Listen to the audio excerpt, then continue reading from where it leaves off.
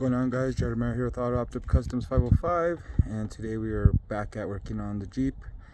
It's running a little boggy, so we're gonna have to do some upgrades that typically would go out around this time anyways.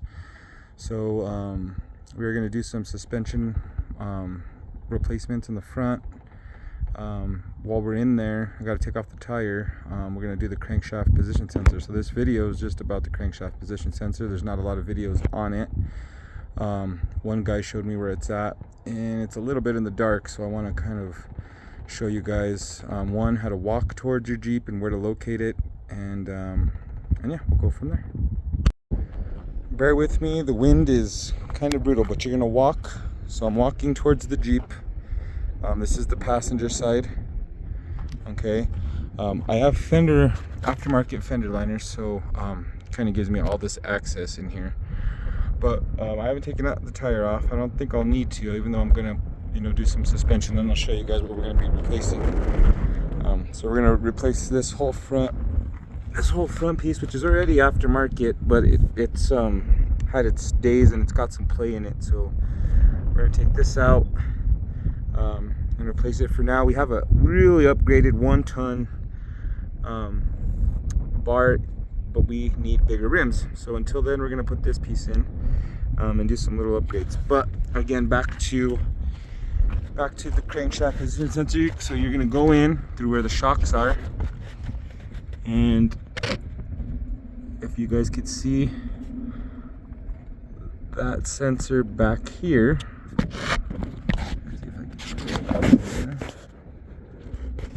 You can see that sensor right there. That's it. And it just has a 10. So you unplug it, undo the 10, and I'll show you guys what that looks like.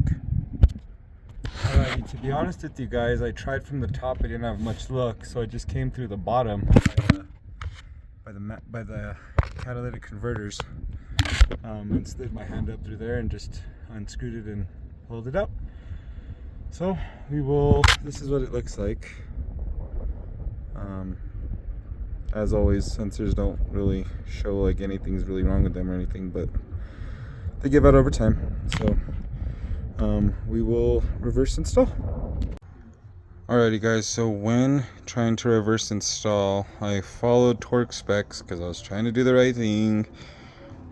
And I went to Extreme Terrain and a couple other Jeep websites, and the torque said 20 foot-pounds. Followed it. I don't even think I got to like 16 and it broke. So just use common sense torque. You don't need to go tight, it's just a little plastic sensor. Literally, I went through going and getting let me show you real quick.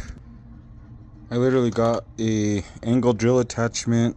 I got a screw extractor kit because the piece got broken off into the Jeep. Okay, so it literally got stuck right there. I had to use a pick and pick it out slowly. I would have also probably needed a long extension piece for the drill also to drill that out and get it out. Luckily, I just tapped on it a couple times. It came out. AutoZone had another screw, so I ended up just replacing the screw, put it back with common sense torque, and then finished the job. I ended up removing the O2 sensor and stuff also to get in that area. So that'll help for my next job, which we are starting right now. So we're going to start taking out the spark plugs. We're going to replace the plug wires. We've already started on the other side. So I'm using multiple length extensions as always, a 5/8 spark plug tool. And basically I'm just going to take one out at a time and replace each wire. And so the driver's side will be pretty easy and smooth because they're all right here.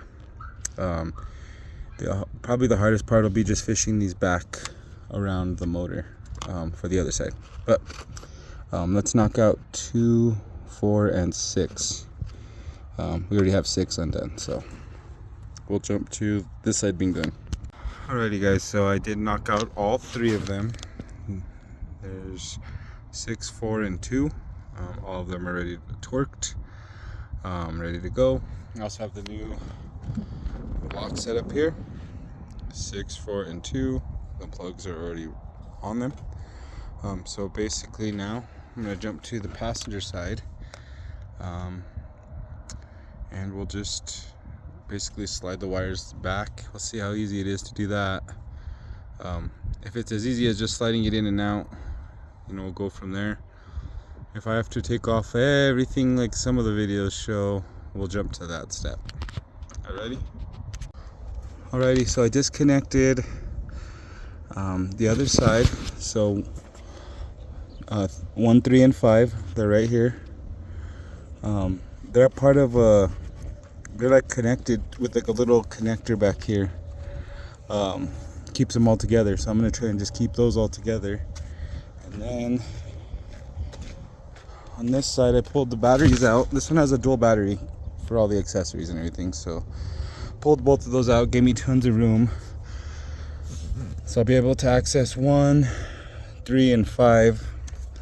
And here's the other little, here's the little harness that it's connected to right here. So I'm gonna try and keep it all together. Possibly see if I could put the other wires in it and then just run it back through the backside like it came. But yeah, so I'm gonna pull off one. I'm gonna start this one and then work my way down, and then I have easy access down here too. So if I can't get to it, through the top, I have the Smitty V2 fender liners and fenders. So I already took off the panel. It's right here. So I could easily wrench from the top or the bottom and have easy access to those three. So I will jump to having all the spark plugs in. Again, you're gonna need the multiple different extensions to make it work. Under here, I would say you could probably just get it with the regular ratchet, all three of them to the bottom. I might just do that. I'll let you guys know which route I went. Alrighty guys, so I have the new plugs in. I'm going to tell you how I did it. Okay, cylinder 1, I used these two extensions. So I used this 10-inch extension right here, and then I used the 6-inch extension right here. So I used those two to get to, I believe it's cylinder 1. Okay, so this one, so I used the 2 long extensions on that one. The middle one, I used this tiny little extension. That one was just enough space to get me cylinder 3. And then cylinder 5, that one was easy. I didn't even need an adapter. The only time I needed it was for the torque wrench. And I torqued them all to about 15 foot-pounds. Okay, now that I have them all out, they have these little clips and this like harness. So I'm gonna pop it out and I'm gonna see if I could run the new wires through there, and then we'll jump to fishing them back through.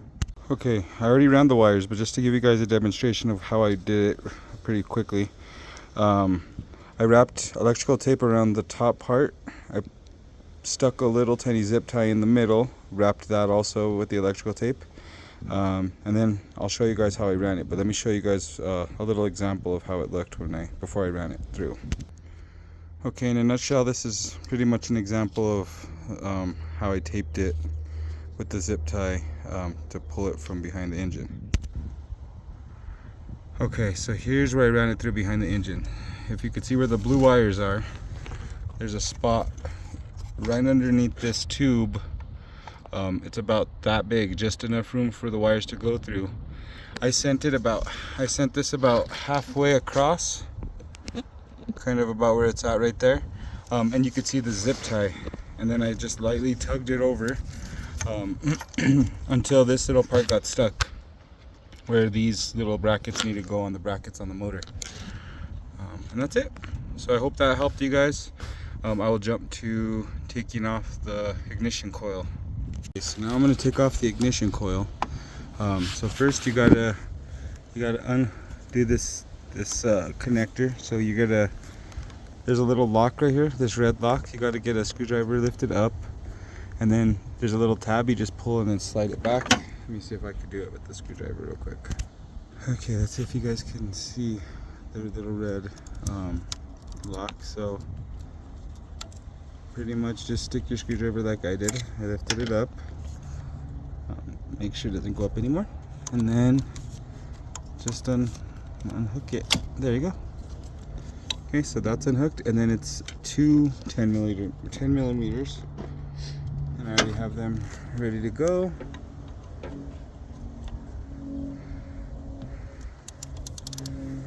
Okay, and these shouldn't be too tight because it's not like it's a big old brutal piece that needs to be tightened down really tight. Okay, so we'll jump into installing the new one in and then plugging all the spark plug wires on.